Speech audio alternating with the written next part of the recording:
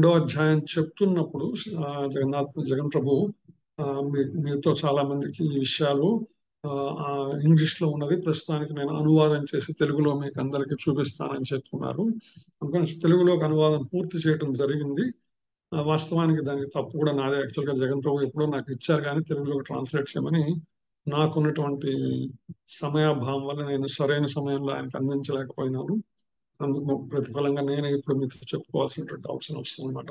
So ఇక్కడ రెండు అంశాలు మనకి చెప్పబడ్డాయి. ఒకటి ఏంటంటే కృష్ణ చైతన్యం అంటే ఏమిటి అనేటువంటిది తెలిపే 16 విషయాలు, 16 పాయింట్స్. కృష్ణ చైతన్యం అంటే ఏమిటి అని 16 పాయింట్స్ చెప్తున్నారు అనమాట. రెండవది ఏంటంటే కృష్ణ చైతన్యం ఉన్నటువంటి వ్యక్తి ఎలా ఉంటాడు అనేటువంటిది రెండో అంశం. ఒకటి కృష్ణ చైతన్యం అంటే ఏమిటి, కృష్ణ చైతన్యము కల వ్యక్తి ఎలా ఉంటాడు అని చెప్పేది రెండు. ఇవి రెండు కూడా కృష్ణ చైతన్యం అనేది 16 అంశాలు, కృష్ణ చైతన్యం ఉన్న వ్యక్తిలో ఉన్నటువంటి లక్షణాలు 16 అంశాలు. ఇవి రెండు కూడా మనకి అందించడం జరిగిందనమాట. జగన్ ప్రభు అనేక పుస్తకాల్లోంచి ఆయన స్వీకరించినటువంటి జ్ఞాన సారం అనమాట. ఇదంతా మనకి వేరే పుస్తకాల్లోంచి ఆయన సేకరించింది మనకు అందజేస్తున్నారు ఆయన తెలుగులో. ప్రత్యేకించి అది హిందీలో ఉన్నది, దాన్ని తెలుగులో అందజేయడానికి ప్రయత్నం చేస్తున్నాం. మొట్టమొదటి కృష్ణ చైతన్యం అంటే ఏంటో ఒకసారి తెలుసుకుందాం.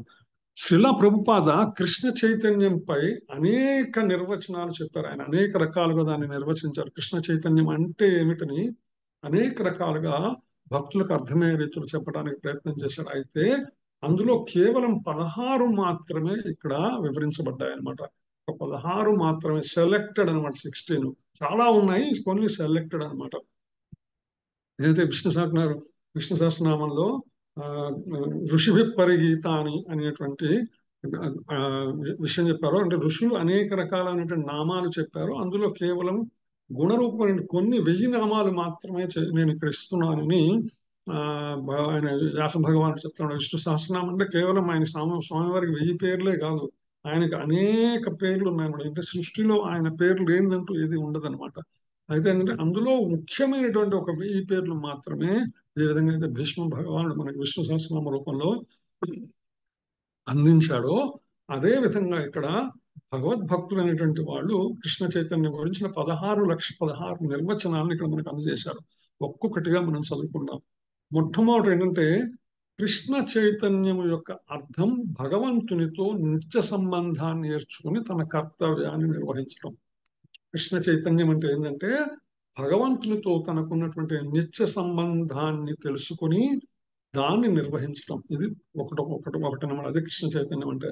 మరొక నిర్వచనం ఏంటంటే రెండోది, కృష్ణ చైతన్యం ఒక ఇంద్రియములకు అతీతమైనటువంటి విజ్ఞానం. అంటే ఇంద్రియముల యొక్క పరిధిని దాటినటువంటి విజ్ఞానం. దాని యొక్క ప్రామాణిక అధ్యయనం అంటే కృష్ణ చైతన్యాన్ని అర్థం చేసుకోవాలంటే అది తప్పనిసరిగా భగవద్గీతను మనం అధ్యయనం చేయవలసి ఉంటుంది గురుముఖంగా. భగవద్గీతలో మాత్రమే ఈ ఇంద్రియాతీత విజ్ఞానం గురించి వివరించబడింది అనేటువంటిది రెండవది. మూడోది, కృష్ణ చైతన్యం ఏంటంటే ఒక ఉద్దేశం మనిషి యొక్క ఆధ్యాత్మిక ఉనికిని, అంటే ఒక మనిషిలో ఉన్నటువంటి ఆధ్యాత్మిక ఉనికిని తిరిగి తీసుకువచ్చే విధానమే కృష్ణ చైతన్యం అన్నమాట. కృష్ణ చైతన్య సంస్కారం ఏదైతే ఉన్నదో అది మనిషికి తన యొక్క ఆధ్యాత్మిక ఉనికిని తిరిగి తీసుకువచ్చేటువంటి విధానం. ఈ విధానం ద్వారా, అంటే కృష్ణ చైతన్యం విధానం ద్వారా వ్యక్తి జీవితం యొక్క, ఏ వ్యక్తి అయితే ఉన్నారో కృష్ణ చైతన్యంలో ప్రవేశించి దానిలో పరిణితి చెందుతూ ఉన్నారో ఆ వ్యక్తి భౌతిక భావన నుంచి విముక్తి పొందుతాడు. అంటే తాను కేవలము శరీరము అనేటువంటి భావన నుంచి తాను జీవాత్మను అనేటువంటి ఉన్నతమైనటువంటి మానసిక స్థితిని పొందుతాడు. ఐదో అంశం ఏంటంటే కృష్ణ చైతన్యం ప్రస్తుత జీవితంలోనే తక్షణ మోక్షాన్ని ఇవ్వగల విధానము. అంటే ఎన్నో జన్మల తర్వాత వస్తుంది కాదు, ఇప్పుడు ప్రయత్నం చేద్దామంటే ఎప్పటికో కాదు, ఈ జన్మలోనే మనని మోక్షాన్ని అందివ్వగలిగినటువంటి పరమోత్తమమైనటువంటి అత్యున్నత ఉన్నతమైనటువంటి విధానం ఏంటంటే కృష్ణ చైతన్య మార్గం అన్నమాట. కృష్ణ చైతన్య విధానం ద్వారా వ్యక్తి భగవంతుని యొక్క ధామానికి చేరగలడు. భగవంతుని ధామానికి చేరటమే, వైకుంఠము లేదా గోలోక బృందావనం చేరటమే జీవితం యొక్క పరమ లక్ష్యం అయితే ఆ పరమ లక్ష్యాన్ని చేరటము చాలా సులభమైనటువంటి మార్గము కృష్ణ చైతన్య మార్గము అనేటువంటిది ఆరోది. ఏడో చూద్దాం. ఈ విధానం ద్వారా వ్యక్తి చైతన్యము పరమేశ్వరుడైన శ్రీకృష్ణ పరమాత్ముని పాద పద్మముల మాధుర్యాన్ని ఆస్వాదించగలదు. ఎప్పుడైతే కృష్ణ చైతన్య భావనలో మనం స్థితమవుతామో అంటే భావనలో ఎప్పుడైతే మనము ఏకమవుతామో, కృష్ణ భక్తి భావనలో ఎప్పుడైతే మమేకం చెందుతామో, ఆ యొక్క అద్భుతమైనటువంటి ఆనందంలో ఎప్పుడైతే మనం నిలిచిపోతామో, అప్పుడు ఆ భగవాను యొక్క పాద పద్మముల దగ్గర ఉన్నటువంటి మాధుర్యాన్ని ఆస్వాదించగలము, సేవించగలము, ఆనందించగలము అన్నమాట. తర్వాత 8వది కనుక చూస్తే, కృష్ణ చైతన్యం అంటే భగవానునితో మన నిత్య సంబంధం ఏంటో తెలుసుకోవటమే వాస్తవానికి కృష్ణ చైతన్యం. మనకి భగవానికి ఉన్నటువంటి సంబంధం ఏంటో తెలియజేసేదే కృష్ణ చైతన్యం. అంతేకాదు, జీవితం యొక్క పరమ లక్ష్యం ఏదైతే ఉందో అది కృష్ణ చైతన్యం. అంటే మనల్ని గురించి మనం తెలుసుకొని భగవానుతో మనకు సంబంధాన్ని తెలుసుకోవటమే ఏ జీవికైనా ఉండేటువంటి ఉత్తమమైనటువంటి, దాన్ని మించినటువంటి లక్ష్యం మరొకటి లేదు. తర్వాత 10వది కనుక చూస్తే, కృష్ణ చైతన్యం అనేటువంటిది జీవాత్మ యొక్క ప్రాథమిక చైతన్యం, అంటే సహజమైనటువంటిది. ఒక జీవి ఎవరైతే ఉన్నారో ఆ జీవిలో ఉండేటువంటి సహజ చైతన్యమైనటువంటిది ఏదైతే ఉందో, ప్రాథమిక చైతన్యం ఏదైతే ఉందో, ఎలా అయితే ఆ జీవి ఈ శరీరంలోకి ప్రవేశించాడో ఆ జీవి యొక్క సహజ చైతన్యమే కృష్ణ చైతన్యం. జీవాత్మ యొక్క సహజ చైతన్యమే కృష్ణ చైతన్యము. ఈ విధానంలో, అంటే కృష్ణ చైతన్యాన్ని పొందేటువంటి విధానంలో పేద, ధనిక, పురుష, స్త్రీ అందరినీ స్వాగతించి కృష్ణ భక్తిని ఆచరించే సమానమైనటువంటి అవకాశం ఉంటుంది. ఎవరినైనా సరే ఈ కృష్ణ చైతన్య మార్గాల్లోకి రావచ్చు, మార్గంలో పురోగమించవచ్చు, మార్గంలో పరమ లక్ష్యమైనటువంటి భగవానుని సేవించి ఆయన యొక్క దివ్యధామానికి చేరుకోవచ్చు. దీంట్లో ఎటువంటి భేదములు లేవనమాట. ఉన్నవాళ్ళు లేనివాళ్ళు అని కానీ, స్త్రీలు కానీ పురుషులు అంటే ఎటువంటి భేదం లేదు. ఎవరైనా సరే, ఎప్పుడైనా సరే, ఎక్కడైనా సరే కృష్ణ చైతన్య మార్గాన్ని స్వీకరించవచ్చు, అనుసరించవచ్చు, అందులో పురోగతి చెందవచ్చు సాధన ద్వారా. అలా అనమాట 11వది. ఇంకా 12 చూద్దాం. కృష్ణ చైతన్య విధానము ద్వారా శ్రీకృష్ణుని పేరు, కీర్తి, లీల, సౌందర్యము మరియు ప్రేమ అర్థమవుతుంది అనమాట. కృష్ణ చైతన్యం అంటే ఏంటంటే, ఈ విధానంలో మనం ఉన్నప్పుడు భగవంతుని యొక్క పేరు, నామము, భగవంతుని యొక్క యశస్సు, కీర్తి, భగవంతుని యొక్క లీలలు, భగవంతుని యొక్క సౌందర్యము, ఆయన యొక్క ప్రేమ అర్థమవుతుంది. ఇదే కృష్ణ చైతన్యం అంటే. కృష్ణ చైతన్య విధానం ద్వారా మానవుడు పూర్తి జ్ఞానాన్ని పొందుతాడు. పూర్తి జ్ఞానం ఎప్పుడు సాధ్యమవుతుందంటే భగవంతుని తెలుసుకోవడమే పూర్తి జ్ఞానం అన్నమాట. భగవత్ సంబంధమైనటువంటి జ్ఞానం ఏదైతే ఉందో అది మాత్రమే పూర్తి జ్ఞానము, అదే అసలైనటువంటి జ్ఞానము. కృష్ణ చైతన్యం కేవలం ఒక మూఢనమ్మము కాదు, ఇది ఒక విజ్ఞానము, ఆచరించదగినది, అనుసరించదగినది. ఎంతో మంది ప్రామాణికులైనటువంటి ఆచార్యులు, సాధువులు, మహాపురుషులు, మహానుభావులు అందరూ కూడా ఆచరించి దానిలో పురోగమించి దానిని ఒక ప్రమాణంగా మనకు అందించి వెళ్ళిపోయినదే ఈ యొక్క కృష్ణ చైతన్యం అనేటువంటి మార్గం అన్నమాట.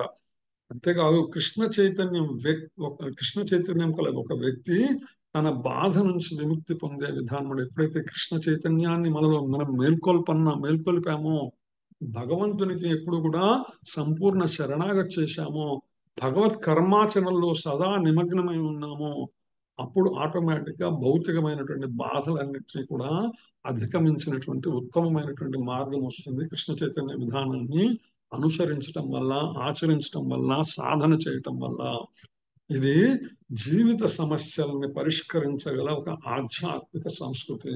చాలా స్పష్టంగా అనమాట. ఎప్పుడైతే కృష్ణ చైతన్య మార్గంలో మనం అడుగు పెట్టామో, కృష్ణ చైతన్య మార్గంలో సత్సాంగత్యం ద్వారా మనకి ఉన్నటువంటి శిక్షా గురువులు, తోటి భక్తుల ద్వారా మనం ఆ భగవత్ సంబంధమైనటువంటి జ్ఞానాన్ని నెమ్మదిగా మనం విని అర్థం చేసుకొని ఆచరించేటువంటి ప్రయత్నం చేస్తూ ఉన్నాము.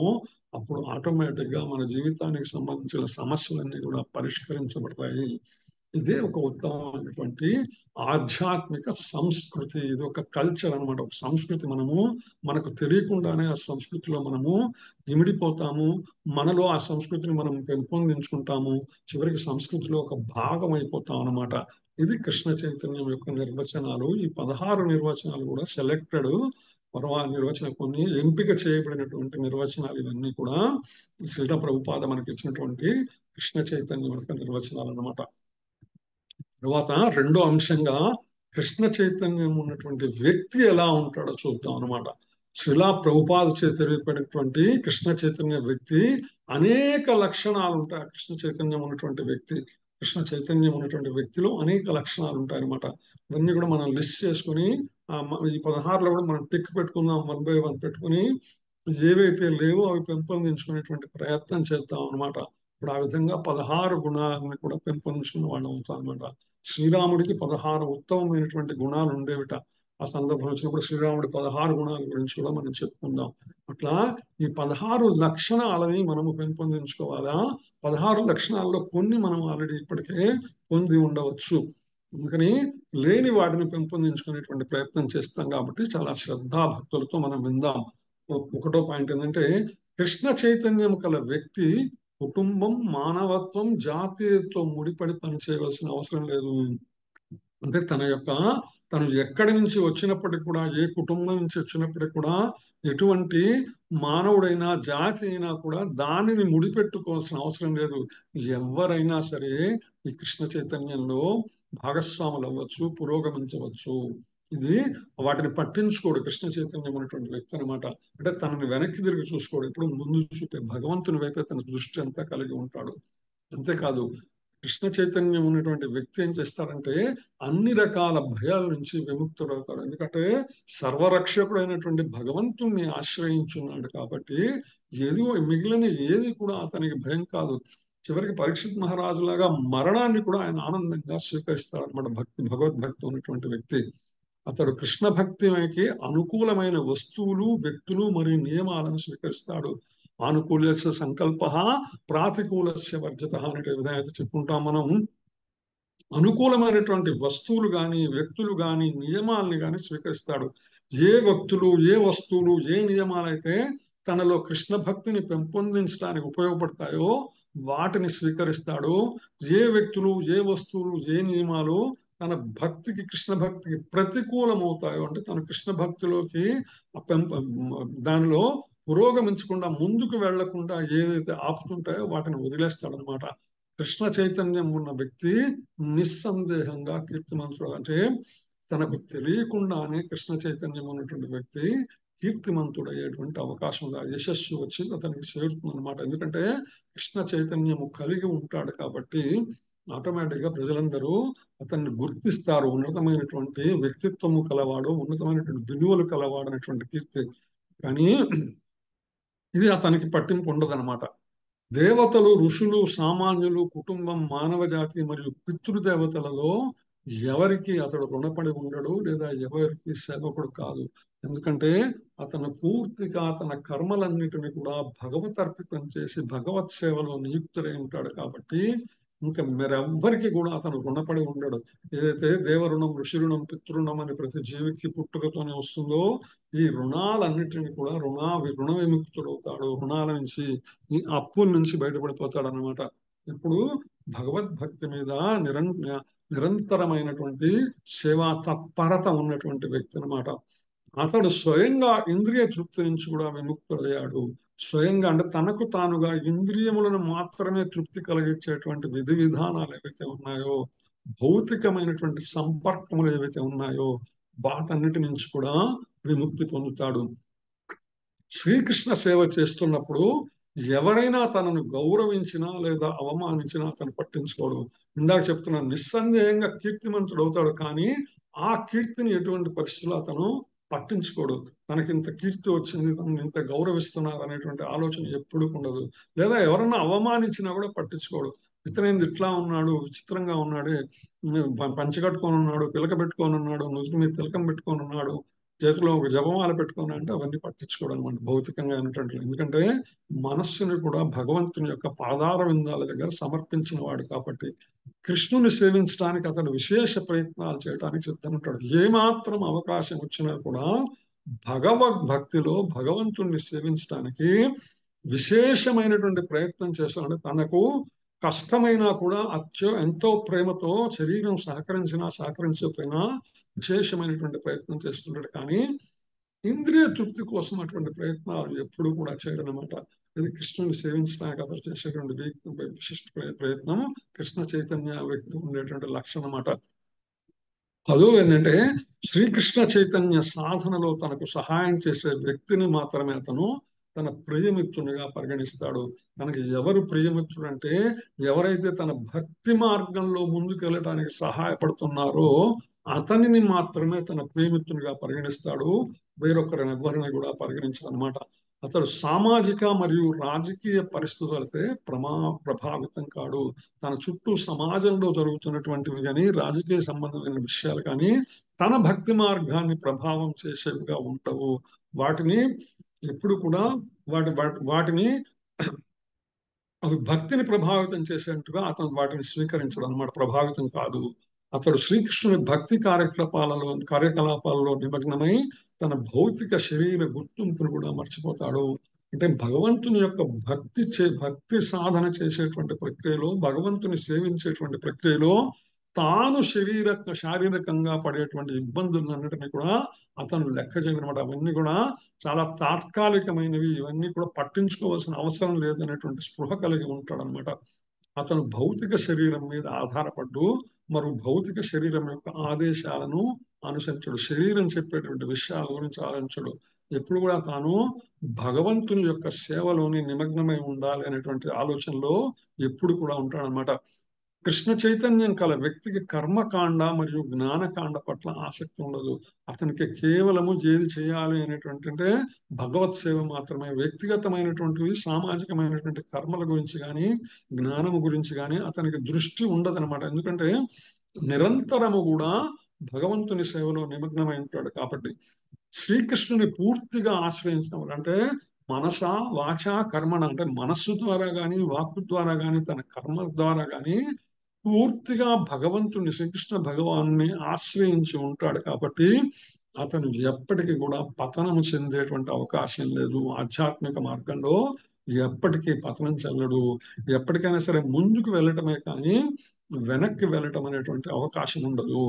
ఒక యువతి యువకుడు పరస్పర సాంగత్యంలో ఒక వయసులో ఉన్నటువంటి యువతి యువకుడు ఏ విధంగా అయితే పరస్పరం వాళ్ళు ఒకరినొకరు కోరుకున్నప్పుడు ఎంతటి ఆనందాన్ని పొందుతారో వాళ్ళిద్దరు ఉన్నప్పుడు, అదే విధంగా కృష్ణ చైతన్యం ఉన్నటువంటి వ్యక్తి ఎప్పుడు కూడా శ్రీకృష్ణుని యొక్క కథలను వింటూ ఆనందిస్తాడనమాట. మచ్చిత్తాం అద్గత ప్రాణాః బోధయంత పరస్పరం కథయంతస్య మాం నిత్యం తుష్యంతి చ రమంతి చ అనే విధంగా అయితే భగవద్గీతలో చెప్పాడో, మచ్చిత్తాం అద్గత ప్రాణాః ఎవరైతే నన్ను మనస్సులో వాళ్ళు స్థిరం చేసుకొని నిలుపుకొని ఉన్నారో అటువంటి ప్రాణులు ఉన్నారో ఒకరికొకరు బోధయంత పరస్పరం కథలు చెప్పుకుంటూ కథయంతస్య మాం నిత్యం తుష్యంతి చ రమంతి చ వాళ్ళు ఎంతో ఆనందానుభూతిని పొందుతుంటారు నా కథలు చెప్పుకొని అని భగవానుడు చాలా స్పష్టంగా తెలియజేశాడు మన భగవద్గీతలో. అదే 16వ శ్లోకం 16వ పాయింట్ ద్వారా చెప్పబడింది. ఆ విధంగా కృష్ణ చైతన్యం యొక్క నిర్వచనములు, కృష్ణ చైతన్యంలో ఉండేటువంటి వ్యక్తి యొక్క లక్షణములు ఇవన్నీ కూడా ఇక్కడ మనము చెప్పబడ్డాయి. హరే కృష్ణ. ఆ విధంగా మన శిక్షా గురువు అయినటువంటి జగజీవ జగన్నాథదాస్ ప్రభు ఇచ్చినటువంటి ఈ యొక్క మీకు అందరికీ తెలియజేయమన్నటువంటి విషయాన్ని నేను ఇక్కడితో పూర్తి చేశాను అనమాట. తర్వాత మనం భగవద్గీతలోకి ప్రవేశిద్దాం. భగవద్గీత యథాతథము అనేటువంటిది అంశము శ్రీలా ప్రభుపాదుల వారిచే మనకి ఇవ్వబడినటువంటి భగవద్గీత యథాతథంలోని 3వ అధ్యాయంలోకి మనం ప్రయాణం చేస్తున్నాం. ఇప్పుడు 3వ అధ్యాయాన్ని పరమ పూజ్యులైనటువంటి యామునాచార్యుల వారు ఇంత సంగ్రహంగా తెలియజేశారు అనమాట. ఆయన ఇచ్చినటువంటి గీతార్థ సంగ్రహంలో 3వ అధ్యాయం గురించి ఆయన ఇచ్చినటువంటి దాని ఇన్ జిస్ట్ అనమాట. ఒక సింగిల్ శ్లోకంలో కనుక చూసుకుంటే ఈ విధంగా తెలియజేస్తుంది మనకి. అసఖ్యా లోకరక్షాయై గుణేశ్వారోప్య కర్తృతాం సర్వేశ్వరేవాన్యస్యోక్త తృతీయే కర్మకార్యత అంటారు యవనాచార్యుల వారు. అసక్త్యా లోకరక్షాయై గుణేశ్వారోప్యకర్తుతాం సర్వేశ్వరేవాన్యసోక్త తృతీయే కర్మకార్యత. శిష్టుడగు వారు కర్మయోగమును విడిచి జ్ఞానయోగమును అవలంబించినచో అందులో అధికారము లేని సామాన్య ఆస్తిక ప్రజలు అతనిని చూచి తామయును జ్ఞానయోగం అవలంబించి కొనసాగించలేక చెడిపోతారు. అంటే కర్మయోగములో ఉండేటువంటి వాడు దాన్ని వదిలిపెట్టి జ్ఞానయోగం అవలంబించాలని ప్రయత్నం చేస్తే దాన్ని ప్రామాణికంగా తీసుకొని దానికి అధికారం లేనటువంటి సామాన్య జనులు, ప్రత్యేకించి భగవంతుని మీద నమ్మకం ఆస్తిక ప్రజలు తాము కూడా జ్ఞానయోగం అవలంబించాలి కామోలు అనేటువంటి ప్రయత్నం చేసి చెడిపోతారు. కాబట్టి ఆ శిష్టుడును అట్టి లోకమును కాపాడు నిమిత్తమై ఫలమునందరి ఆశను వీడి, అందుకనే భగవానుడు చాలా స్పష్టంగా చెప్పినట్టు అందరినీ సామాన్య ప్రజలను ఉద్దేశించి ఫలమునందరి ఆశను వీడి ఫలాపేక్ష లేకుండా కర్తృత్వాన్ని సత్వాది గుణములలో కానీ సర్వేశ్వరుని యందు కానీ ఉంచి కర్మలు చేయుచూ ఉండాలని ఈ 3వ అధ్యాయం అన్నమాట. బేసిక్ గా 3వ అధ్యాయం ఏంటంటే కర్మ తప్పనిసరిగా అందరూ చేయవలసిందే. అయితే ఆ కర్మాచరణ చేసేటప్పుడు కర్మలను సతోగుణ కర్మలను చేయాలి. కనీసంలో కనీసం సతోగుణ కర్మల కన్నా మించినది అంటే భగవంతుని యందు కర్మ ఫలాన్ని అర్పణం చేయాలి. ఇది 3వ అధ్యాయంలో మొత్తంగా చెప్పబడిందని పరమ పూజ్య యామునాచార్యుల వారు ఇచ్చినటువంటి గీతార్థ సంగ్రహంలోని 3వ అధ్యాయం కర్మయోగం అనేటువంటి అధ్యాయం యొక్క భావం మొత్తంగా ఓవరాల్ గా అనమాట. హరే కృష్ణ. తర్వాత మనం 3వ అధ్యాయంలోకి ప్రవేశిద్దాం. ఈ అధ్యాయంలో మొత్తం 43 శ్లోకాలని మనం చూడవచ్చు అన్నమాట. ఈ అధ్యాయాన్ని మన అధ్యయనం కోసం, అంటే మనం అర్థం చేసుకునేటట్టుగా ఉండటం కోసము 5 విభాగాలుగా దీన్ని మనం అనుకోవచ్చు అన్నమాట. ఏంటి 5 విభాగాలు అంటే, మొట్టమొదటి త్యాగం చేయటమా కర్మ చేయటమా, ఇది అర్జునుడు నిర్ధారించుకోలేకపోతాడు. దాని మీద మరిన్ని ప్రశ్నలు భగవానుని సంధించడం జరుగుతుంది. తర్వాత అర్జునుడు శ్రీకృష్ణుడు అడిగాడు, కర్మ కన్నా బుద్ధి మంచిదైనప్పుడు నన్ను ఎందుకు యుద్ధం చేయమంటున్నావు? బుద్ధి యోగం ఎంతో గొప్పదంటున్నావు కర్మయోగం కన్నా. అలాంటప్పుడు బుద్ధి యోగాన్ని అనుసరించవచ్చు కదా, నన్ను ఎందుకు మళ్ళా కర్మ చేయమంటున్నావు అని కృష్ణుడిని అర్జునుడు అడిగారు అన్నమాట శ్రీకృష్ణుడిని. ఇది 1-2 శ్లోకాల్లో మనకి తెలియజేస్తుంది అనమాట. 3 నుంచి 9 శ్లోకాల దాకా జ్ఞానయోగం కన్నా నిష్కామ కర్మయోగము శ్రేష్టమైనది. అంటే జ్ఞానయోగం కన్నా కర్మయోగమే మంచిది. అయితే ఆ కర్మయోగం కూడా ఏంటంటే కర్మ ఫలాలను ఆశించినటువంటి కర్మయోగం ఉత్తమమైనటువంటిది అనే విషయాలని ఇక్కడ చెప్పడం జరుగుతుంది అన్నమాట.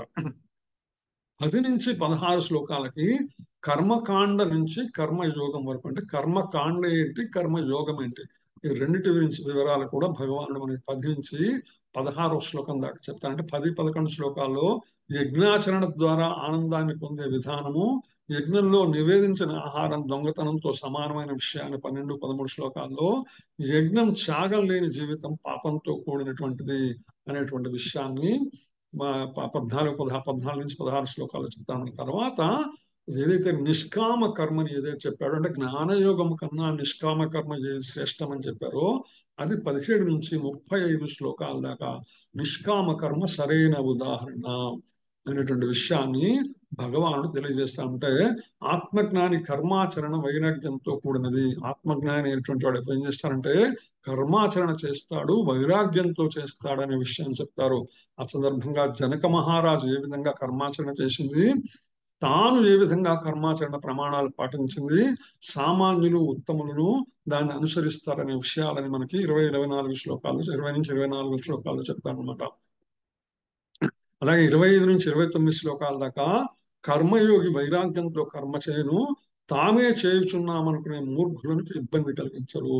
అంటే తాము కర్మాచరణ చేస్తుంటారు, కర్మయోగి అయినటువంటి వాడు చేస్తుంటాడు, కానీ ఎవరైతే నేనే చేస్తున్నాను, నేను నాది అనేటువంటి మమత్వంతో చేస్తుంటాడో అటువంటి మూర్ఖులకు ఇబ్బంది కలిగించరు. వాళ్ళకి పోయి నువ్వు అట్లా చేయకూడదు తప్పని మూర్ఖంగా వాడని ఖండించేటువంటి ప్రయత్నం చేయరు అనమాట.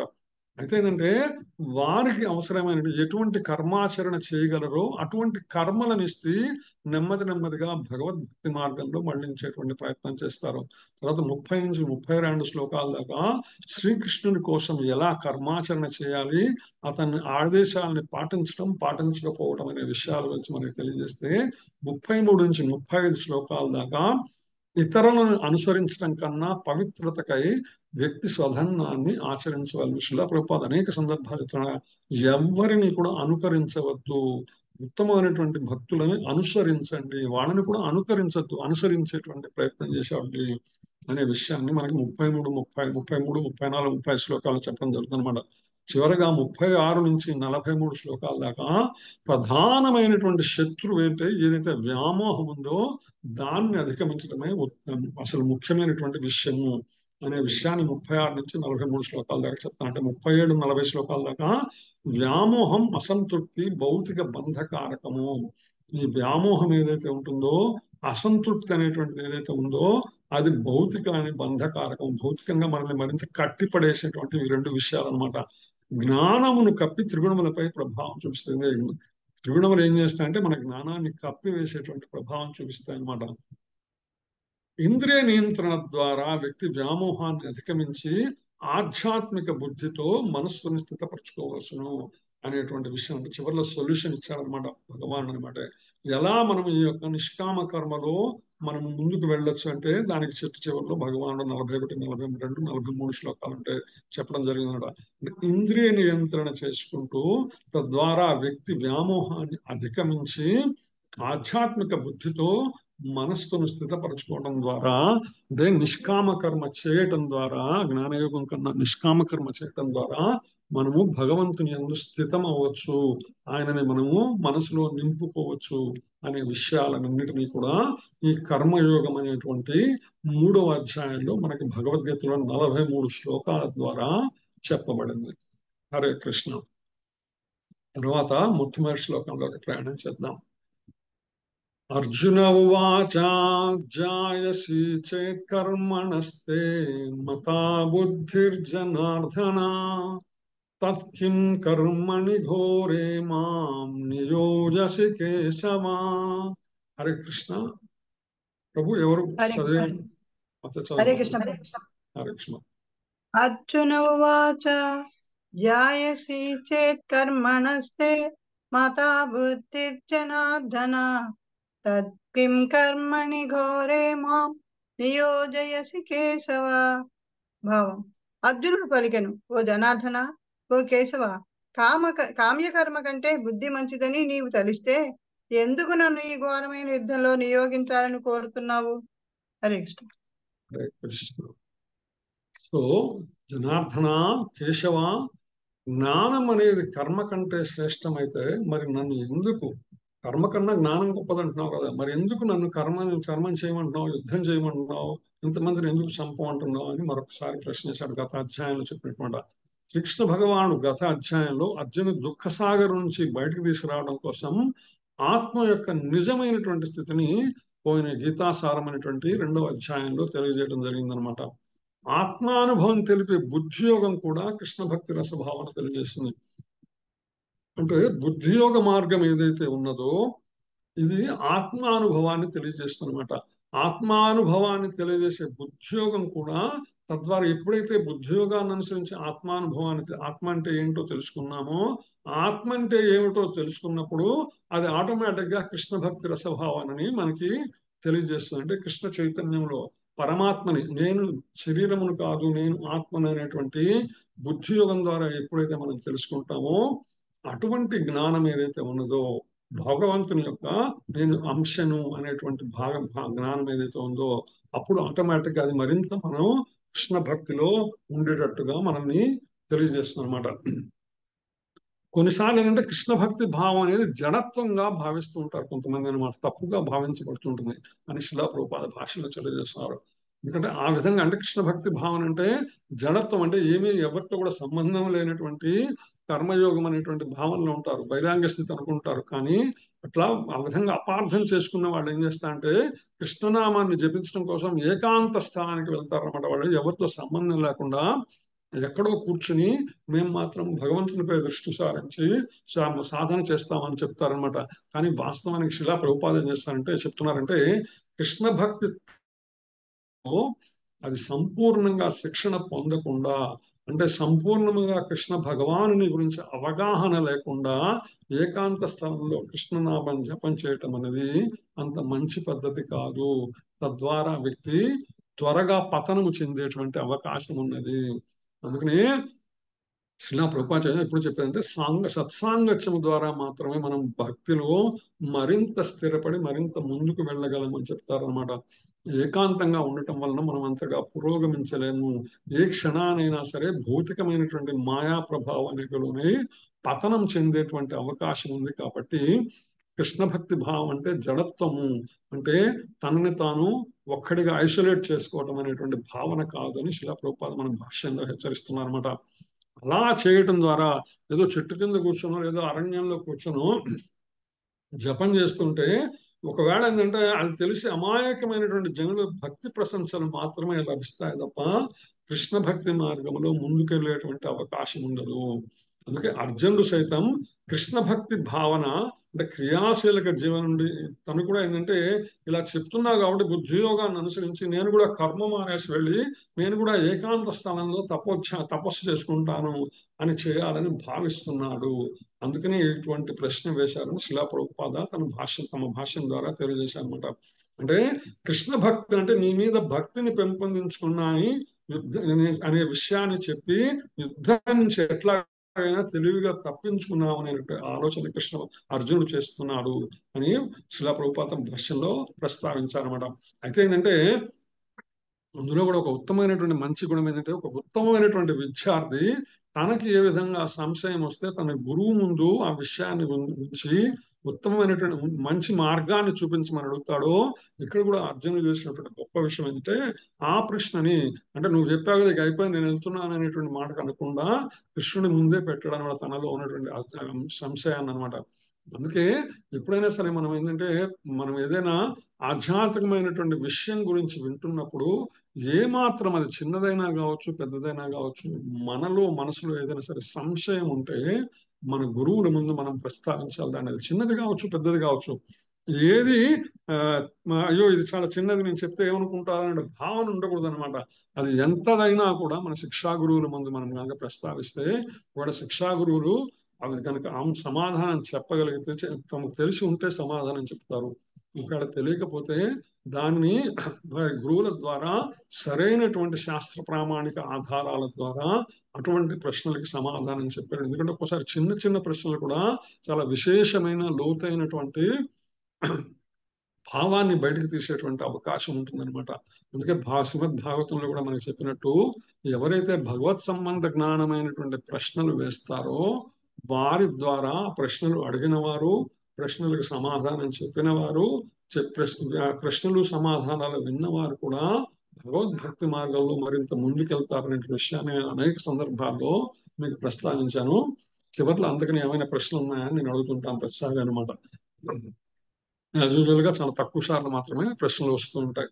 సో ఇదే ప్రశ్న ఏ ప్రశ్న అయితే అర్జునుడు ఇక్కడ ప్రస్తావించాడో నన్ను యుద్ధం ఎందుకు చేయమంటున్నావు అంటే ఇది ఒక బుద్ధియోగం జ్ఞానయోగం ఏదైతే ఉందో అది కర్మయోగానికన్నా మంచిది అంటున్నావు కదా, అందుకని నాకు చెప్పంటే దానికి సమాధానంగా భగవానుడు కర్మయోగం యొక్క విశేషతని కర్మయోగం యొక్క గొప్పతనాన్ని ఈ అధ్యాయంలో మనకి తెలియజేశారు. అందుకే ఈ యొక్క అధ్యాయానికి కర్మయోగము అని ప్రస్తావించడం జరిగింది. తర్వాత శ్లోకంలోకి వెళ్దాం. 3:2 వ్యామిశ్రేణేవ వాక్యేన బుద్ధిం మోహయసీవ మే తదేకం వద నిశ్చిత్య येन श्रायोऽहमाप्नुयाम् व्यामिश्रेणेव वाक्येन बुद्धिं मोहयसीव मे तदेकं वद निश्चित्य येन श्रायोऽहमाप्नुयाम्. हरे कृष्ण. माता चलन माताजी. हरे कृष्ण माता. व्यामिश्रेणेव वाक्येन बुद्धिं मोहयसीव मे तदेकं वद निश्चित्य येन శ్రేయోహమాప్నుయాం. భావం అనేక అర్థాలు కలిగిన నీ బోధలచే నా బుద్ధి మోహము చెందింది కనుక నాకు ఏది అత్యంత శ్రేయోదాయకమైనదో నిశ్చయముగా చెప్పవలసింది. హరే కృష్ణ. నువ్వు అనేక రకాలైన విషయాలు చెప్తున్నావు. కర్మయోగం అంటున్నావు, జ్ఞానయోగం అంటున్నావు, బుద్ధియోగం అంటున్నావు, చాలా విషయాలు చెప్తున్నావు స్వామి. నాకేందో కొంచెం నేను కన్ఫ్యూజ్ అయిపోతున్నాను, మోహం పొందాను నేను. ఏది ఏది ఏది అనే విషయాన్ని కూడా అర్థం చేసుకోలేకపోతున్నాను. కాబట్టి నాకు ఏది అత్యంత శ్రేయోదాయకము దయతో తెలియచేయి. ఇది భక్తుని యొక్క సంపూర్ణ శరణాగతి అన్నమాట. ఎప్పుడైతే శిష్యుడు తను వెళ్ళవలసిన మార్గము ఏదైతే ఉందో, లక్ష్యము ఏదైతే ఉందో, దానికి ఒక క్లారిటీ లేనప్పుడు ఏం చేయాలంటే తన గురువుని ప్రశ్నించాలన్నమాట. తద్విద్ధి పనిపాతైన పరిప్రశ్నైన సేవయా ఉపదేశంతితే జ్ఞానం జ్ఞానినా తత్వదర్శన అనేటువంటి అనమాట. ఎప్పుడు తత్వం మనకు దర్శనం అవుతుందంటే, భగవత్ సంబంధ జ్ఞానం ఎప్పుడు దర్శనం అవుతుందంటే, ఎప్పుడైతే గురువును ఆశ్రయించి ఆయనని ప్రశ్నించి ఆ ప్రశ్నల ద్వారా సేవించి ప్రశ్నిస్తామో, ఆ ప్రశ్నల ద్వారా సమాధానం ఏదైతే గురువు దగ్గర నుంచి మనం వింటామో, అటువంటి సమాధానాల వలనే మనకి అసలైనటువంటి జ్ఞానము వస్తుంది. ఆ జ్ఞానము ద్వారానే తత్వం ఏదో అసలు అర్థమవుతుంది, మూలమేదో అర్థమవుతుంది, భగవద్ విషయం ఏదో మనకు అర్థమవుతుందని భగవాన్ చెప్పాడు. తద్విద్ధి ప్రణిపాతైన పరిప్రశ్నైన సేవయా ఉపదేశంతితే జ్ఞానం. అలా చెప్పబడిందే అసలైనటువంటి జ్ఞానం. జ్ఞానిన తత్వదర్శన. ఆ జ్ఞానముతో ఎప్పుడైతే మన మనసులు వికసిస్తాయో, మన యొక్క బుద్ధి వికసిస్తుందో, అప్పుడు భగవతత్వం సులభంగా అర్థమవుతుంది. అందుకని భక్తుడు ఏ విధమైనటువంటి శరణాగతి చేస్తాడో, తన మార్గాన్ని, స్పష్టమైనటువంటి మార్గాన్ని తెలియచేయమని, తను వెటు వెళ్ళాలో తెలియజేయమనే మార్గాన్ని భక్తుడు ఎప్పుడైతే గురువును ఆశ్రయించి శరణాగతి చేస్తాడో, అప్పుడు గురువు తెలియజేస్తామంట. ఇక్కడ అర్జునుడు అదే చేశాడు. తనకు కన్ఫ్యూజ్ అయిపోయినాను కాబట్టి నువ్వు కాదు వేరే వాళ్ళ చేత నేను చెప్పించుకుంటాను, నాకు నువ్వు చెప్పేది అర్థం కావట్లేదు అనేటువంటి ఆలోచన లేడు. గురువుని అడిగాడు అనమాట. మళ్ళా స్వామి నువ్వు చాలా విషయాలు చెప్పావు 2వ అధ్యాయంలో. భక్తి యోగం అన్నావు, జ్ఞానయోగం అన్నావు, కర్మయోగం అన్నావు, బుద్ధి యోగం అన్నావు, చాలా రకరకాలుగా చెప్పావు కానీ నాకు అర్థం కాలేదు, నేను కన్ఫ్యూజ్ అయిపోయినాను. కాబట్టి నేనేం చేయాలో నువ్వు చెప్పు. నాకు ఏది అనుకూలమో, నేను ఏది చేయదగిన వాడిని, అంటే నా శక్తి సామర్థ్యాలు ఏమిటో తెలుసు కాబట్టి నీకు నువ్వేం చెప్తే నేను అది చేస్తాను అనేటువంటి ఇది సంపూర్ణ శరణాగతి అనమాట. మనం కూడా మన గురువులను అదే విధంగా ఆశ్రయించాలి. గురువుని మీరు ఏం చెప్తే అది చేస్తామనేటువంటి ఆశ్రయం చేయాలి. వారు ఏదైతే మనకు నిర్దేశించారో, ఏదైతే చెప్పారో దాన్ని మనం తూచా తప్పకుండా పాటించాలి.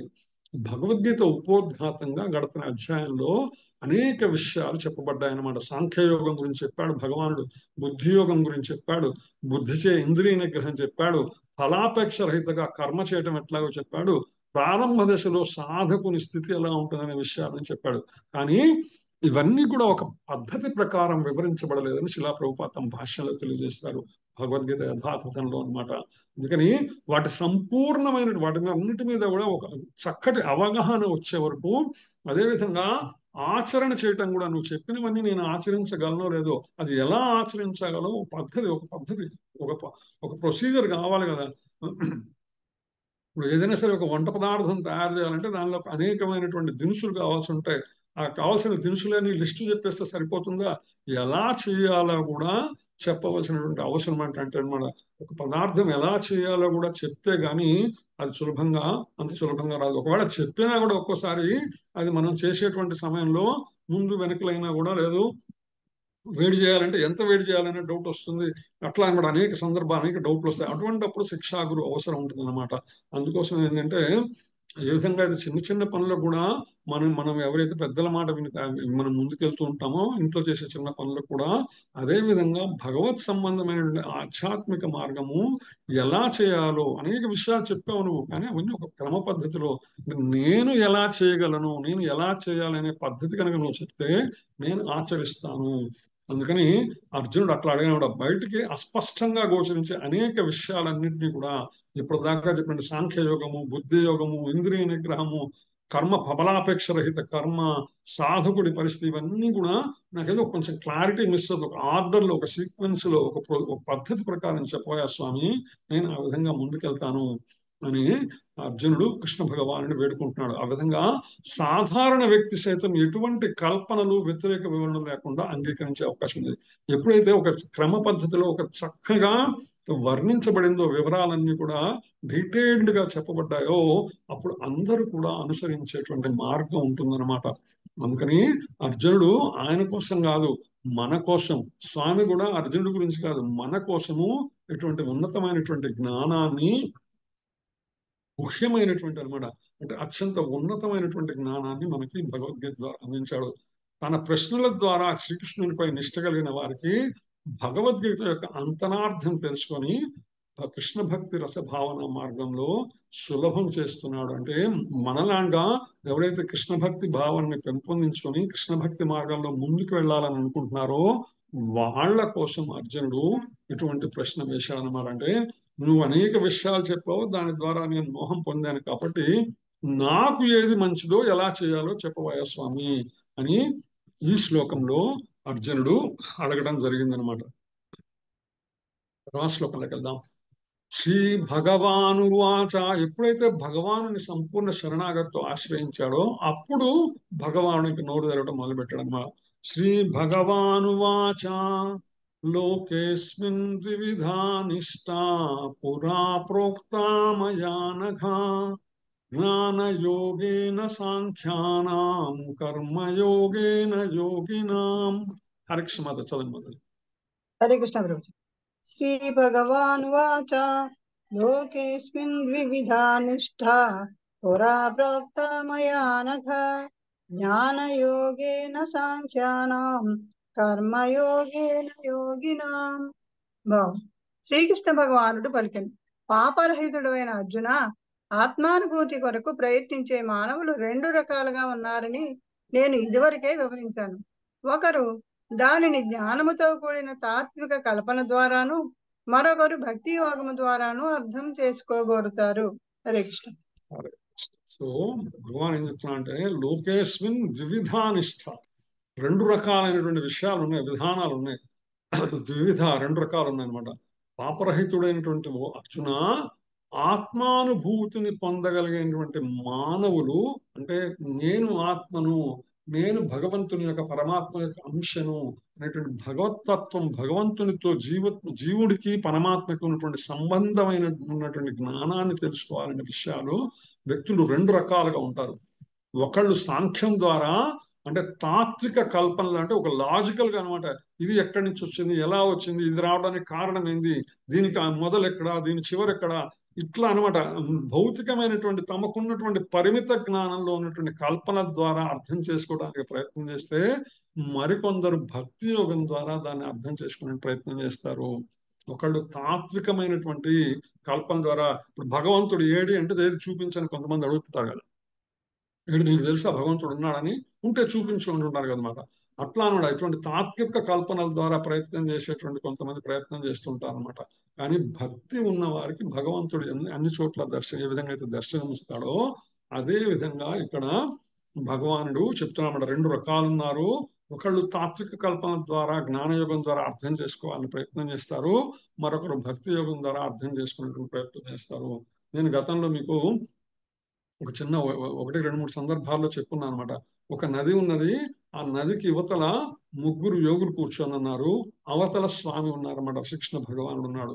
ఈ ముగ్గురు యోగులు ఎవరంటే, ఒకరు కర్మయోగి, ఒకరు జ్ఞానయోగి, ఒకరు భక్తి యోగి, ముగ్గురు యోగులు కూర్చొన్నారు అనమాట. కర్మయోగి ఏంటంటే ఆయనకి ఈత వచ్చు, నది ఇటు నుంచి అటే వెళ్ళాలో తెలుసు అనమాట. అందుకని ఆ నదిలో ఈత కొట్టుకుంటూ అవతలి ఒడ్డుకు వెళ్ళి భగవంతుని చేరేటువంటి ప్రయత్నం చేసి భగవంతుని చేరాడు. ఇంకొక వ్యక్తి జ్ఞానయోగి అనమాట, అంటే కొంచెము తన. హరే కృష్ణ మాతాజీ. అది నెల నానే రాదట మాతాజీ హరే కృష్ణ. మాతాజీ అని చెప్తున్నారా?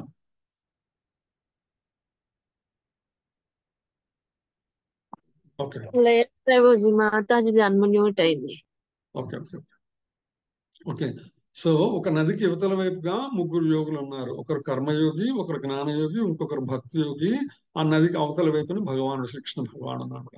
ఈ కర్మయోగి అనేటువంటి వాడు ఏంటంటే ఈత వచ్చినవాడు, అంటే నదిలో ఈత కొట్టుకుంటూ వెళ్ళి అవతల వైపు స్వామిని చేరేటువంటి ప్రయత్నం చేయగలిగినటువంటి సామర్థ్యం ఉన్నటువంటి వ్యక్తి. జ్ఞానయోగి ఏంటంటే కొంచెం పరిణితి చెందినటువంటి వ్యక్తి అనమాట. తాను ఒక పడవ తయారు చేసుకుని ఆ పడవలో తాను కూర్చొని పడవను నడుపుకుంటూ అవతలకు వెళ్ళి చేరేటువంటి వ్యక్తి జ్ఞానయోగి. మరి భక్తి యోగి అంటే ఆ భక్తి యోగికి అటువంటిది రెండు పద్ధతులు తనకు తెలిసిందల్లా ఒకటే, భగవంతుని సంపూర్ణ శరణాగతి అనమాట. స్వామి నీవే తప్ప ఇతఃపరం బెరుంగనటువంటి ఆశ్రయిస్తాడు. భగవంతుని పాద పద్మాలని మనస్సులోనే ధారణ చేసి నీవు తప్ప నాకు ఇంకా వేరేదేమీ లేదు అనేటువంటి ఆశయంతో నీవే నన్ను రక్షించుకో, నువ్వే నన్ను నీ దగ్గరికి తీసుకెళ్ళాలంటే సంపూర్ణంగా ఎప్పుడైతే భగవంతునికి శరణాగతి చేశాడు అటువంటి భక్తి యోగం అన్నమాట. ఈ కర్మయోగి ఈదుకుంటూ వెళ్ళి స్వామిని చేరాడు. జ్ఞానయోగి పడవ నడుపుకుంటూ పడవ తయారు చేసుకుని నడుపుకుంటూ అక్కడ స్వామి దగ్గరికి వెళ్ళాడు. భక్తి యోగి మాత్రం ఎప్పుడైతే సంపూర్ణ శరణాగతి చేశాడో స్వామి వచ్చి తన దగ్గరికి భక్తుని తీసుకువెళ్ళిపోయారు అనమాట. ఇట్లా ఈ మూడు రకాలైన యోగ మార్గాలు ఉన్నా కూడా ఇందులో రెండు రకాలైనటువంటి ఏదైతే తాత్విక కల్పన ద్వారా భక్తి యోగం ద్వారా అర్థం చేసుకునేటువంటి ప్రయత్నం చేస్తారు. దేన్ని ఆత్మానుభూతిని అనమాట.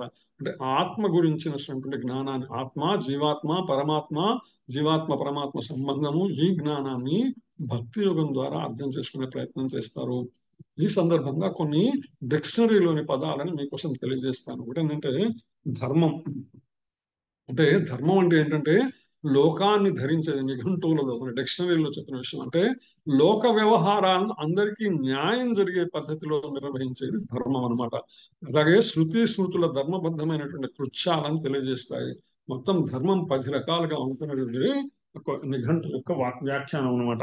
అంటే ధృతి, క్షమ, దమం, ఆస్తేయం, శౌచం, ఇంద్రియ నిగ్రహం, బుద్ధి, విద్య, సత్యం, అక్రోధం అనేటువంటి 10 అంశాల ద్వారా ధర్మాన్ని నిర్వచిస్తారు. అలా విధంగా తత్వం అంటే ఏమిటంటే పరమాత్మ గురించి తెలియజేసేది అసలైన తత్వం అనమాట. ఇందాక చెప్పుకున్నాం, తద్విద్ది పణిప్రాతైన పరిప్రశ్నైన సేవయ ఉపదేశంతే జ్ఞానం జ్ఞానినా తత్వదర్శన. ఇక్కడ జ్ఞానికి అప్పుడు తత్వం అనమాట, పరమాత్మ గురించినటువంటి జ్ఞానం వస్తుంది. అంటే జ్ఞానం అంటే ఏంటి అంటే మోక్ష విషయమైనటువంటి బుద్ధి లేదా తెలివిని జ్ఞానము అని అంటారని నిఘంటువులు మనకి తెలియజేస్తున్నారు. మరి విజ్ఞానం అంటే ఏంటంటే విశేషమైనటువంటి జ్ఞానం. అంటే భగవత్ సంబంధ విషయములు ఏవైతే శాస్త్రాలలో తెలియచేయబడి ఉన్నాయో ఆ శాస్త్రాలలో చెప్పబడినటువంటి భగవత్ సంబంధమైనటువంటి జ్ఞానము అది విశేష జ్ఞానము కాబట్టి విజ్ఞానం అన్నారు. మరి యోగం అంటే ఏంటండి అంటే యోగానికి అనేక రకాలైనటువంటి అర్థాలు ఉన్నాయి. కానీ అందులో మొట్టమొదటి అంటే అపూర్వమైన ప్రాప్తి. అంటే ఏది పొందితే ఇంకా ఏది పొందవలసినటువంటి అవసరం లేదో అది పొందగలగటమే యోగము. బుద్ధి ద్వారా భగవంతుని పొందగలగటమే బుద్ధి యోగం. కర్మ ద్వారా భగవంతుని పొందగలగడమే కర్మయోగం. జ్ఞానం ద్వారా భగవంతుని పొందగలగడమే జ్ఞానయోగం. ఆ విధంగా యోగాన్ని ఆ విధంగా మనం నిర్వచించు. దానికి మిగిలినటువంటి అనేక అర్థాలు ఉన్నాయి. కానీ మనకు ఆధ్యాత్మిక సంబంధించినంత వరకు యోగం అంటే ఏంటంటే భగవంతుని చేరేటువంటి విధానాన్ని మనకు తెలియచేసి దానిలో మనల్ని ముందుకు తీసుకెళ్లేటువంటి విషయం అన్నమాట. ఇది అంతవరకు అది చెప్పినటువంటి విషయం అన్నమాట. తర్వాత 2:39 రెండో అధ్యాయం 39వ శ్లోకంలో సాంఖ్యయోగం కర్మయోగం అనేటువంటి రెండు విషయాలని భగవానుడు మనకి తెలియజేశాడు అనమాట. మనంతరం వింటాం జగన్ ప్రభు ద్వారా అనమాట. అదే విషయం భగవానుడు ఈ శ్లోకంలో మరింత వివరిస్తున్నాడు. ఏమనంటే ఆత్మ భౌతిక పదార్థాల అధ్యయమైన సాంఖ్యయోగం ఏదైతే ఉందో ఇది మానసిక కల్పనలను కావించటం, విషయ ప్రయోగాత్మక జ్ఞానం, తాత్విక ఇందాక చెప్పుకున్నాం ఏది ఎక్కడి నుంచి వచ్చింది, ఎలా వచ్చింది, దీనిలో చదువుతుంది, దానిలో అంటే సృష్టిలో మొత్తం అణువుల యొక్క మాలిక్యూల్స్ ఇవన్నీ సైన్స్ అంతా చెప్తుంటున్నారు. అంటే ప్రతిదాన్ని కూడా తాము ఊహించుకునేటువంటి విషయములు పరిమితమైనటువంటి విషయ జ్ఞానం ద్వారా తెలుసుకునేటువంటి వాళ్ళు ఏవైతే ఉన్నారో అటువంటి వాళ్ళు సాంఖ్యయోగాన్ని అనుసరిస్తే రెండవ రకం వాళ్ళు ఏంటంటే 2వ అధ్యాయం 61వ శ్లోకంలో చెప్పబడింది. కేవలం కృష్ణ భక్తి భావనలో కర్మాచరణ చేసేటువంటి వాళ్ళు ఎవరైతే ఉన్నారో ఇది 2వ అధ్యాయం 61వ శ్లోకంలో చెప్పబడింది అనమాట. అందుకే కృష్ణ భక్తి భావనే బుద్ధి యోగం అని భగవానుడు మనకి స్పష్టంగా తెలియజేస్తున్నాడు ఈ శ్లోకంలో అని శ్రీల ప్రభుపాద తన భాషలో చెప్తున్నారు అనమాట. కర్మ చేయటం ద్వారా మానవుడు కర్మ బంధం నుంచి విడిపడగలడు. ఇప్పుడు కర్మ ఫలాన్ని భగవత్ అర్పితం చేసినప్పుడు పైగా కర్మ ద్వారా అటువంటి కర్మ ద్వారా అంటే కర్మఫల త్యాగము చేసేటువంటి కర్మ ద్వారా ఎటువంటి దోషం కూడా ఉండదని భగవానుడు 2వ అధ్యాయంలో 39వ శ్లోకంలో చెప్పుకున్నారు. మనందరం ఆల్రెడీ ఇప్పటికే వినున్నాం అన్నమాట. అందుకే బుద్ధియోగం అంటే ఏంటంటే శ్రీకృష్ణుని పైననే సంపూర్ణంగా ఆధారపడటం ద్వారా ఇంద్రియాలను నియంత్రించటం అనే విషయాలని ఈ యొక్క 2 శ్లోకాలు 39, 31 కనుక వింటే మనకు అర్థమవుతుంది. అందుకని ఒకసారి 39, 61 శ్లోకాలు విందాం. ఏషా తే విహితా సాంఖ్యే బుద్ధిర్యోగే త్విమాం శృణు బుద్ధ్యాయుక్తో యయా పార్థ కర్మబంధం ప్రహాస్యసి ఉంటుంది 2వ అధ్యాయం 39వ శ్లోకం. ఇంతవరకు ఈ జ్ఞానమును నేను సాంఖ్యాన్ని అనుసరించి నీకు వివరించాను. ఇప్పుడు దానిని ఫలాపేక్ష లేనటువంటి కర్మ రూపాంతో వివరిస్తాను. ఓ పృథాకుమారా, అట్టి జ్ఞానాన్ని అనుసరించి అంటే కర్మఫల త్యాగం అనేటువంటి జ్ఞానాన్ని అనుసరించి నీవు వర్తించావంటే నువ్వు కర్మబంధం నుంచి విడిపోతావు. నీకు ఎటువంటి నువ్వు చేసేటువంటి కర్మ వల్ల ఎటువంటి బంధంతో ముడిపడవు నువ్వు అని చెప్తున్నారు.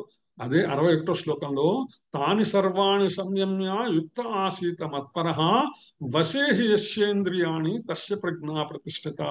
ఇంద్రియాలను పూర్తిగా నియంత్రించి వానిని వశం అందించుకుని నాయందే చిత్తము లగ్నముగా చేయుడు మనుషుడు స్థితప్రజ్ఞుడు. ఎవరైతే ఇంద్రియాలను పూర్తిగా నియంత్రించి వాటిని వశం చేసుకుని నా మీద చిత్తము ఎవరైతే నిలుపుకొని ఉంటారో లగ్నం చేస్తారో అటువంటి మనుషుడు స్థితప్రజ్ఞుడు అనే విషయాన్ని ఇక్కడ చెప్పడం జరిగిందనమాట. అందుకని శిలా ప్రభుపాద భాషను చెప్తారు, ధర్మం తత్వం వలె ఈ 2 యోగాలు కూడా, ఏ 2 యోగాలు, బుద్ధి యోగం కానీ లేకపోతే సాంఖ్యయోగం కానీ ఒకదానిపై ఒకటి ఆధారపడి ఉన్నాయన్నమాట. జ్ఞానయోగం కానీ బుద్ధియోగం కానీ తత్వము లేనటువంటి ధర్మం కేవలం సిద్ధాంతం లేదా మూఢ విశ్వాసం అయితే, అంటే భగవత్ సంబంధమైనటువంటి జ్ఞానం లేనటువంటి ధర్మం మనం ఆచరించేదైతే ఉంటుందో అది కేవలం సిద్ధాంతము లేకపోతే మూఢ విశ్వాసం అవుతుందన్నమాట. అంతేకాదు ఇప్పుడు మనం అనేకమైనటువంటి మూఢ విశ్వాసాలు మనం చూస్తుంటాం. అదేంటంటే ఎవరో ఏదో చేశారని అందరూ చేయటం అనమాట. నిన్ననే ఎవరో ఇక్కడ మా ఇంటి దగ్గర అనమాట వాళ్ళది ఏం వ్రతం అది వటపత్రశాయ వ్రతం, సావిత్రి వ్రతం, వటపత్రశాయ వ్రతం. మా అమ్మ చెప్తున్నాను నేను, ఎవరో ఏదో సావిత్రి వ్రతం వటపత్రశాయ వ్రతం అని చెప్పారనమాట. అంటే దాంట్లో ఏంది కంటెంట్ అంటే ఏమీ లేదు, భక్తికి సంబంధించినటువంటి విషయం ఏమీ లేదు అనమాట. కేవలం అది మూఢ విశ్వాసంగా వాళ్ళు చేశారు కాబట్టి నేను చేయటము, నేను చేశారు కాబట్టి వాళ్ళు చేయటము అనేటువంటి మార్గంలో ముందుకు వెళ్ళిపోతున్నది. ధర్మం లేనటువంటి తత్వం కేవలం మానసిక కల్పన కాగలదు. అదేవిధంగా అంటే ఎందుకు చేస్తున్నాము, ఎలా చేస్తున్నాము, ఇవి 2 కూడా భగవత్ సంబంధంతో ముడిపడి ఉన్నాయా లేదా, ఇది ముఖ్యం అనమాట. మనని ఎవరైనా ఏదైనా చేయమని అడగచ్చు, ఏమైనా చేయమంటే ఎందుకు చేస్తున్నాం అది మనకు తెలిసి ఉండాలి, ఎలా చేస్తున్నాము అది తెలిసి ఉండాలి. ఈ 2 భగవంతునితో సంబంధపడినట్టు భగవత్ సంబంధ విషయంతో ముడిపడి ఉన్నాయా, అది ఏదైనా కావచ్చు. కరోషి యదశ్నాసి జుహోషి దదాసి తపస్యసి కౌంతేయ తత్కురుష్వ మదర్పణం. ఇది భగవంతునికి అర్పించే విధముగా ఈ యొక్క సేవా కార్యక్రమాలు ఉన్నాయా, కేవలం భౌతికమైనటువంటి కల్పనల కోసము మూఢ విశ్వాసాలలాగా ఇటువంటి మార్గాలన్నీ కూడా మానసిక కల్పనల్లాగా ఉన్నాయి. ఇది ముఖ్యాంశం అనమాట. ముఖ్యమైన విషయం మనం అర్థం చేసుకోవాల్సింది, ఎటువంటి కర్మ అయినా సరే పరతత్వాన్ని అనుభూతి పొందాలంటే నిష్ఠగా సాధన చేసేవారే చివరకు కృష్ణ భగవంతుని యొక్క భగవద్భక్తిని పొందగలుగుతారు. అందుకని శ్రీకృష్ణుడే పరమ లక్ష్యమై ఉన్నాడు. అన్ని విధాలు కూడా ఏది చేసినా కూడా భగవంతుని లక్ష్యంగా మాత్రమే ఉండాలి. ఆ భగవంతుని లేకుండా మనం ఏమి చేసినా కూడా, అంటే మనలో భక్తి మార్గాన్ని పెంపొందించకుండా చేసేది ఏవైనా సరే నిష్ఫలము, భౌతిక బంధ కారకాలు అవుతాయి తప్ప భగవద్భక్తిని, భగవంతుని దగ్గరికి మనం చేర్చేటువంటి ఆత్మానుభూతిని ఎప్పటికీ ఇవ్వలేదు. అందుకని భగవానునితో పోల్చినప్పుడు జీవుని యొక్క నిజస్థితి తెలుసుకోవటమే ఈ యొక్క ఏ యోగమైనా కూడా దాని యొక్క ముఖ్యోద్దేశము. పరోక్ష మార్గంలో మనోకల్పనలతో మానవుడు క్రమంగా కృష్ణ భక్తి భావన స్థితికి రావచ్చు, లేదా 2వ మార్గమైనటువంటి భక్తి యోగం ద్వారా కృష్ణ భక్తి ఎందు ప్రత్యక్ష సంబంధం ఏర్చుకుని ఈ 2 కృష్ణ భక్తి భావన మార్గాన్ని అలవాటు చేసుకోవచ్చు. ఈ 2 భక్తి యోగ మార్గమే ఉత్తమమైనది అని భగవానుడు తెలియజేస్తున్నారు. హరే కృష్ణ ప్రభు, టైం అయిపోయింది అనుకుంటాను. I will stop here.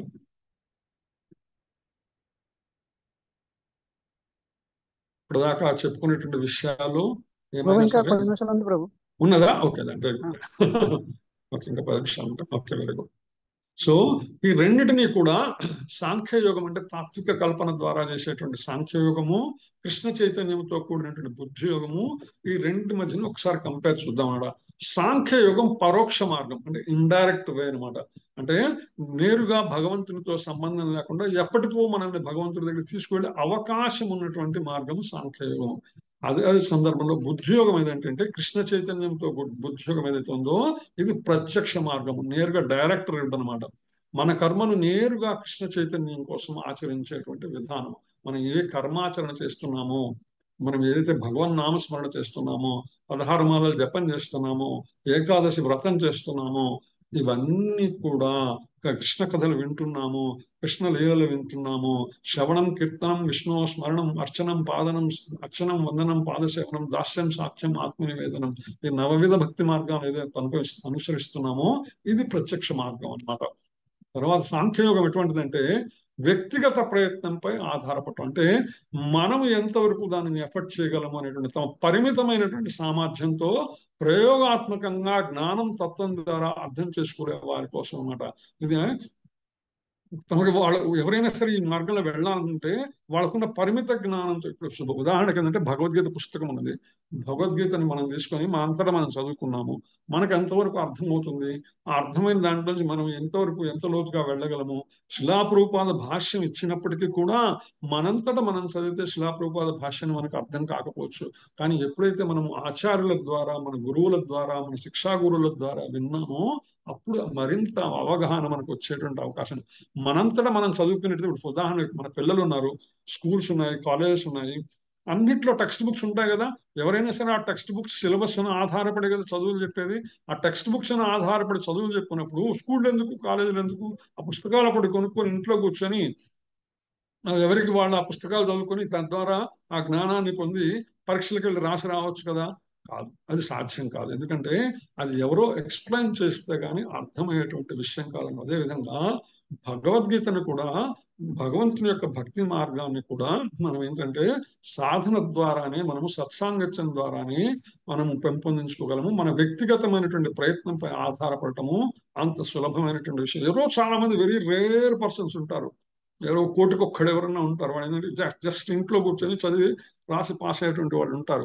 అది సామాన్యులకి ప్రమాణం కాదు. సామాన్యులకి ఏది ప్రమాణం అంటే దాన్ని మనం ఫాలో అవడం అనమాట. అయితే రెండవది ఏంటంటే బుద్ధియోగం ఏదైతే ఉందో, కృష్ణ చైతన్య మార్గం ఏదైతే ఉందో ఇది కృష్ణ కృపపై ఆధారపడి, వ్యక్తిగత ప్రయత్నం కాదు, ఇది కేవలం కృష్ణ కృపపై ఆధారపడి ఉంటుందన్నమాట. ఇంద్రియ నిగ్రహము శుద్ధ స్థితికై తన పరిమిత సామర్థ్యంపై ఆధారపడకుండా పూర్తిగా భగవానునిపై ఆధారపడటం, ఇది సులభమైనది, ఉత్తమమైనది. ఇది కృష్ణ చైతన్య మార్గం, బుద్ధియోగాన్ని అనుసరించనమాట.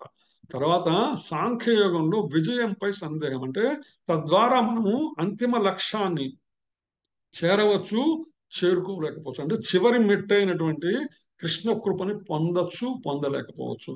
కానీ బుద్ధియోగం, కృష్ణ చైతన్య మార్గం ఏదైతే ఉన్నదో ఇందులో విజయం నిశ్చయం అనమాట. శ్రీకృష్ణుని చే భక్తుల చేయబడిన శక్తితో, సత్సాంగత్యంతో ఇవ్వబడినటువంటి శక్తితో, కృష్ణ కృపతో వ్యక్తి కర్మ ఫల బంధం నుంచి ఏదైతే 2వ అధ్యాయం 39వ శ్లోకంలో చెప్పబడిందో సులభంగా విముక్తి కాగలడు.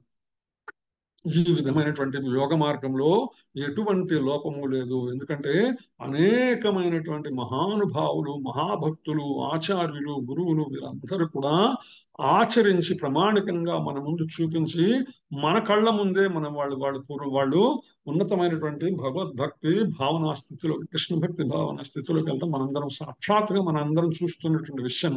అందువల్ల ఇంకందులో డౌటే ఉంది, ఇందులో విజయం నిశ్చయం. వాళ్ళందరూ సాధన చేయగలుగుతున్నారు కాబట్టి వారంత చేయలేకపోయినా మనకు చేతనంత వరకు మనం సాధన చేస్తే ఎప్పటికైనా సరే మనం పురోగమించి విజయాన్ని చేరుకునే అవకాశం ఉంది.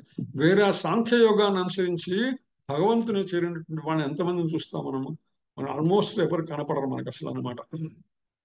తర్వాత ఏంటంటే ప్రాథమిక శుద్ధీకరణ. అంటే ఈ సాంఖ్యయోగంలో చేయాలంటే ముందు ఒక ఇనీషియల్ గా ఒక ప్రాథమికమైన శుద్ధీకరణ కార్యక్రమం ఉండాలి.